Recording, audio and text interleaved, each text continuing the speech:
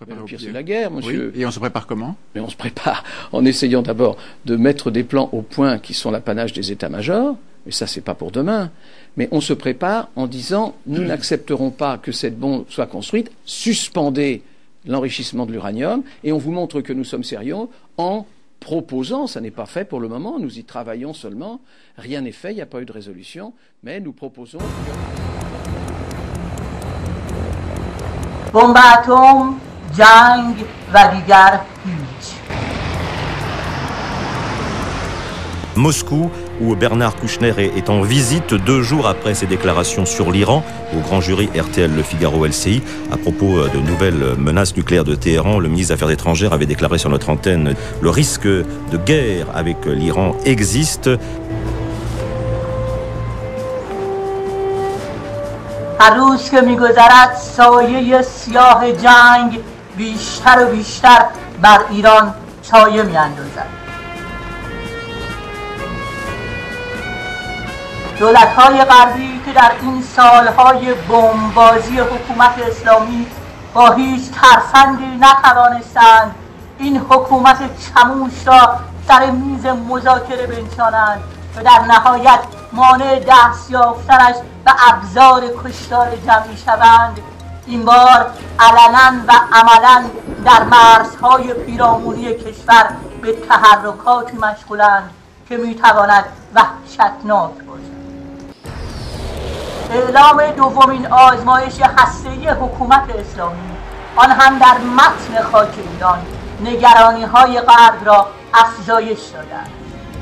این تحرکات و این تهدیدات میتواند عواقب جبران ناپذیری برای شهروندان، برای صلح، برای جنبش نوپای مدرن درون کشور و به ویژه برای تمامیت ارضی کشورمان داشته باشد. Plancher à 5000 pieds. Je répète, plancher à 5000. Je ne veux voir personne en dessous. Ok, essayez de m'impressionner. Cap 180, niveau 150. حکومت اسلامی هم در هر دو وجه آن برای آنکه بتواند اعتراضات مردمی را راحت‌تر در درون کشمکش‌های درون جناحی حکومتی حبس کند، ناشیانه و نابخردانه بر طبل جنگ با جنگ طلبی ذاتی‌اش می‌کوبد و زندگی ایرانیان و صلح جهانی را به بازی می‌گیرد. Ali Ahami est en effet l'ambassadeur de la République islamique d'Iran en France et il s'exprime en exclusivité pour RTL au micro de Rémi Sully. On n'attendait pas du tout d'entendre une انفجارهای انتحاری در کشورهای روسیه و عراق و کمک‌های بی‌دریغ نظامی به طالبان افغانستان و تروریست‌های لبنانی و فلسطینی، همچنین پولشویی کلیت نظام را در همین راستا باید ارزیابی کرد. حکومت اسلامی عهد دارد به جهان غرب همچنین کشورهای عربی بقبولاند که هر روز به تکنولوژی پیچیده‌تری در راستای ساختن بمب اتم دست می‌یابد.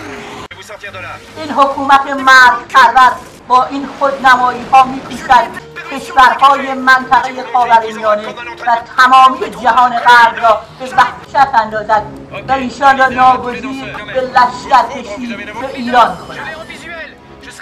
این ترفند ضد انسانی و ضد ایرانی حکومت اسلامی میتواند پیش زمینه جنگی خانمانسوز از نوع جنگ‌های جهانی اول و دوم باشد و جهانی را به آتش بکشد.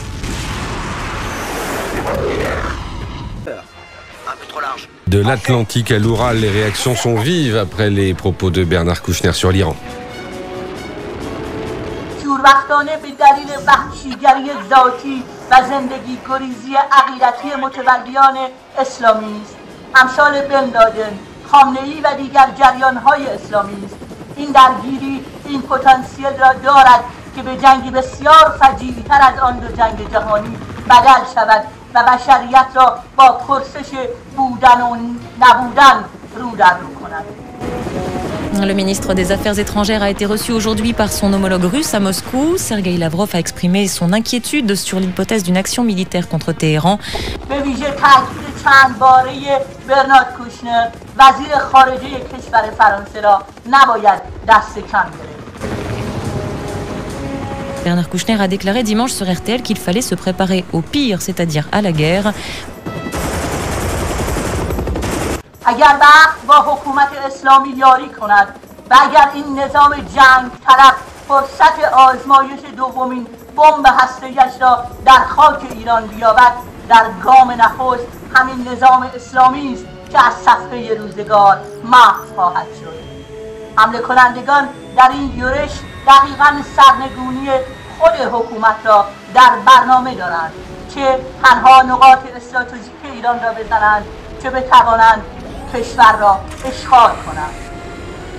با این همه آثار شوم این جنگ میتواند نتایج نامعلومی داشته باشد که قابل تصور ترینش تجزیه کشور، ویرانی و ناآرامی در منطقه و تبدیل شدن ایران به مردابی برای تخم‌ریزی بیشتر تروریست‌ها که باز تهدیدی مضاعف برای امنیت جهانی است.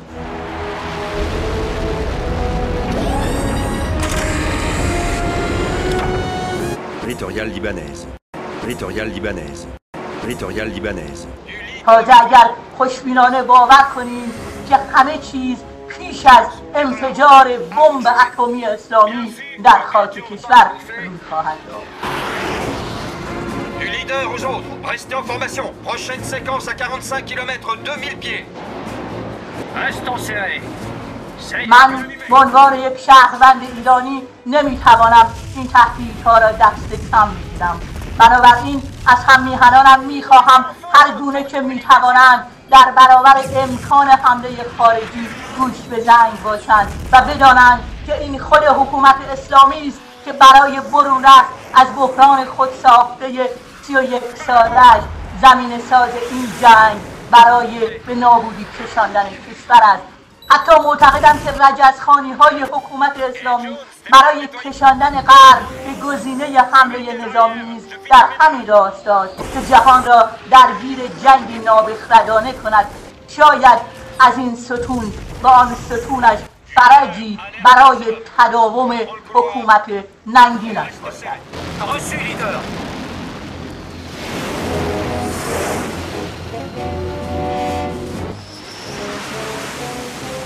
رجزخوانی‌ها و زمین سازی‌های این نظام بحرانزی و بحرانزای اسلامی برای تشویق کشورهای دیگر به حمله به ایران را دست کم نگیرید. Ici Jet, j'ai 2 méchants visuels, à 10 heures, à 1500 pieds. Je suis dessus. نادره افشاری 31 ماه مارس 2010 میلادی 11 فروردین ماه 1389 خورشیدی.